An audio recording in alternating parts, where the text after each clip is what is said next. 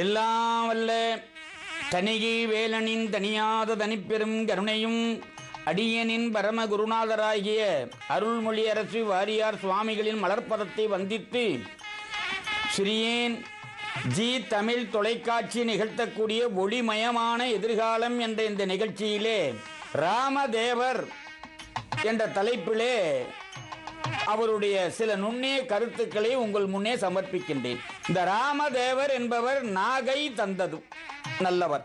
நாகப்பட்டினம் என்று ஒரு ஊர். அந்த நாகப்பட்டினத்திலே புலத்தியருடைய சீடராக வந்தவர். பிரம்மதேவரின் மகன் புலத்தியர். புலத்தியருக்கு ஒரு சீடராக இருந்தவர். அப்படின்னா இவருடைய பெருமையை நம்ம எப்படி அறிய முடியும்? கொஞ்சம் யோசிக்கணும். ஒரு மாணவனை அறிய வேண்டும் என்றால் அவர் குருவை தெரிய வேண்டும். குருவை தான் மாணவனுக்கு மதிப்பு. பல பல ஞானங்களை கற்று அறிந்தார். இவர் செய்த தவ பயனாலும் தாய் தந்தைகள் செஞ்ச தவ பயனாலும் சட்டை முனி என்ற முனி இவருக்கு அசமா சித்திகளையும் போதித்தார். இந்த அசமா சித்திகளை போதித்த பின்பு இவர் என்ன செய்தார்? மூலிகைகளை ஆராய்ச்சி செய்ய வேண்டும் என்று அளவளாவிய ஆவல் கொண்டார். அந்த நேரத்திலே மெக்காவிலே இருந்து கப்பல் மூலியமாக அநேக மக்கள் இங்கே தமிழகம் வந்து சென்றார்கள். இப்படி செல்லக்கூடியவர்கள் மெக்கா மதினாவிலே எண்ணற்ற மூலிகைகள் மண்டி கிடக்கின்றன, அங்கே வந்தால் அவைகளையெல்லாம் கொண்டு வரலாம் என்று சொன்னார்கள். இவர் என்ன செய்தார்? அந்த மந்திரை மூலிகைகளை கொண்டு வந்து நம் தமிழ் மக்களுக்கெல்லாம் அவைகளின் பலன்களை உணர்த்தி ஷாகா நிலை பெற வேண்டும், நீடித்த ஆயுள் பெற வேண்டும் என்ற நல்ல மனதாலே கப்பல் ஏறி இஸ்லாமிய நாடான மெக்காவுக்கு சென்றார். மெக்காவுக்கு சென்றவுடனே அங்கே இருக்கக்கூடிய இஸ்லாமியர்கள் இவரை வெறுத்து ஒருத்தார்கள். எங்களுடைய தீன் நாட்டுக்கு நீ எப்படி வரலாம்? இஸ்லாமரி அல்லாத நீ இங்கே வரலாமா என்று கேட்டார்கள். அந்த இஸ்லாமியருக்குள்ளே இருந்த ஒரு ஞானியாகப்பட்டவர், இவர் மிகவும் நல்லவர், ஒரு ஞானி. அதனாலே இவர் நம் நாட்டுக்கு வந்து தப்பு இல்லை, இருந்தாலும் இவரை நம் மதத்திலே சேர்க்க வேண்டும் என்று சொல்லி இவருக்கு அவங்க மத சடங்குகளை செய்து இவரை இஸ்லாமியராக மாற்றி யோகோபு என்று பெயர் வைத்தார்கள். யோகோபு என்று பெயர் வைத்த பிற்பாடு அங்கே 12 காலம் தங்கி இருந்திருக்கின்றார் ராமதேவர். இவருக்கு 40 சீடர்கள். அந்த 40 சீடர்களும் இருக்கின்ற பொழுது இவர் என்ன செஞ்சிருக்கின்றார்?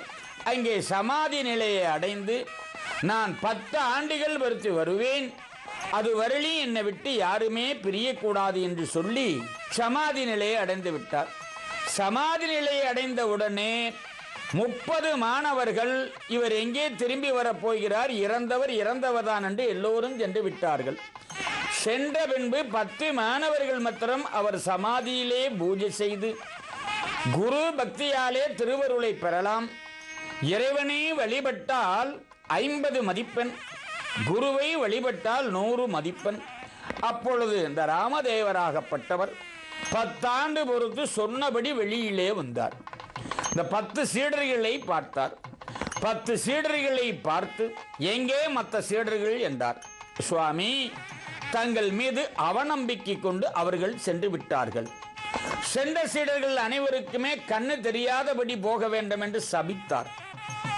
சபித்துவிட்டு மீண்டும் சமாதி நிலை அடைந்தார். மீண்டும் 10 ஆண்டு விருத்து வெளியிலே வருவேன் என்றார்.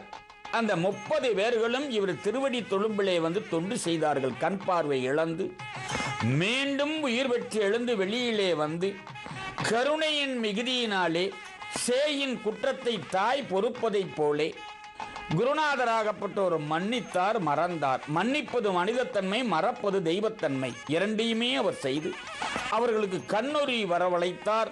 மீண்டும் கண் பார்வையை தந்து அங்கே இருக்கக்கூடிய மூலிகைகளெல்லாம் குறிப்பிடுத்த அந்த மூலிகைகளெல்லாம் சேகரம் பண்ணி யோகோபுவாக இருந்த அவர் அந்த இஸ்லாமிய பாஷையிலே எழுதப்பட்ட நூல்களெல்லாம் இங்கே கொண்டு வந்து நேராக தமிழகம் வந்து தமிழகத்திலே இருந்து சதுரகிரி சென்றார். வடக்கே இமயமலை, தெற்கே சதுரகிரி. சதுரகிரி என்பது மிகவும் அருமையான ஒரு திருத்தலம், மூலிகைகள் நிறைந்த திருத்தலம். அப்பேற்பட்ட அந்த ராமதேவர் ஆகப்பட்டவர் அந்த சதுரகிரி மலைக்கு விஜயம் செய்து ஆராய்ச்சி நூல்களை எல்லாம் தமிழிலே மொழிபெயர்த்து நம் தமிழக மக்களுக்கு வழங்கிய பெருந்தகை. சதுரகிரி மலையிலே அவர் சிவ ஜமாதி நிலை அடைந்து இன்றைக்கும் சுந்தர மகாலிங்கத்துக்கு அருகாமையிலே இருந்து வரக்கூடிய பக்தர்களுக்கெல்லாம் வரங்களை வழங்கி கொண்டு சூரிய சந்திரர் உள்ள வரையிலேயும் சித்தர்கள் ஜீவமுக்தர்கள் அவரை அடுத்தார்கள் சுகம் பெறுவார்கள், என்னை அடுத்தார் இன்புறுவார் என்று சொல்லி நாம் கரம் நீட்டி கேட்டால் வாரி வழங்கும் வள்ளல்களாக சதுரகிரி மலையிலே சமாதி கொண்டுள்ளார் என்று கூறி நாகை தந்த ராமதேவரை பற்றி ஒரு சிறு அளவு, இது முழுவதும் அல்ல, அவர் அரபு மொழியிலே இருந்ததை தமிழ் மொழியிலே மொழிபெயர்த்து தந்தது தமிழகம் செய்த தவம் என்று கூறி இந்த அளவிலே ராமதேவர் உரையை முடித்து விடைபெறுகின்றேன்.